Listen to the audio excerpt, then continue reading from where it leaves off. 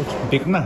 Oo nga, sayang pero maganda yung laro, no? Nag-enjoy mga fans. Importante rin na makita nila na ah, quality games, no? Exciting. We had a chance to win the game pero pagka kasi ganun ng mga sitwasyon, hindi talaga para sa iyo yung ganun. So, we can accept that. Kaysa dun sa natalo ka na hindi ka lumaban or bumigay ka, no, hindi, at least kami, nalaman kami ng 8 or 10 points at a certain point. Ang feeling ko, baka bumigay, pero lumaban pa rin, no, lumaban pa rin. I guess that's a sign of character, that's a sign of maturity. We're still okay, no, dun sa posisyon namin sa group standings. We're looking to win 6 games as soon as possible. Our next chance is Tuesday, may game kami. So,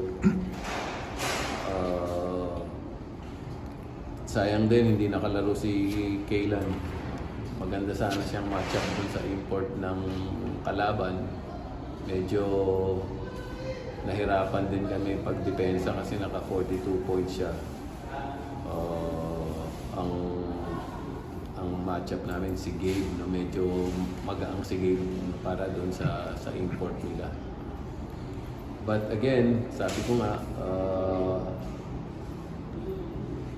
I think ang importante we come out of this game with our lessons learned, no? Gain some experience, maramdaman din ni ni Aaron paano dumipensa kay Junmar dahil tingin ko if you want to get deep into the playoff, you're going to meet San Miguel again along the way. Kung swertein ka na maka-advance ka sa playoff. So, meron pa kami isang game with San Miguel, no? Maybe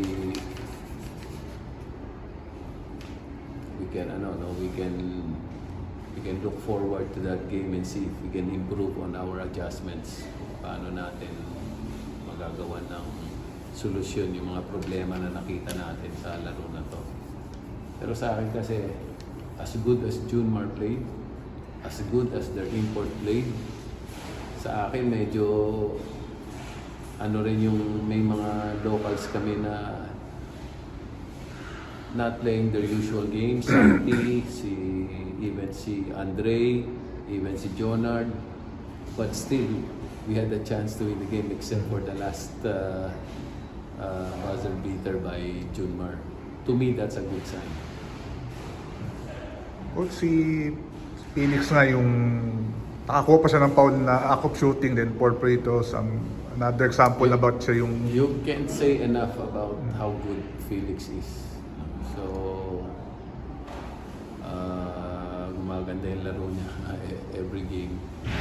Of course, maybe this is a really good game. No? Hindi naman natin ini-expect na kaya niyang gawin yan every time. Pero importante, you have a solid option at the point guard position.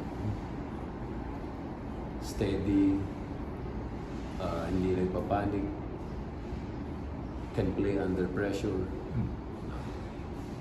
To think that this is just his 5th game in the Philippines.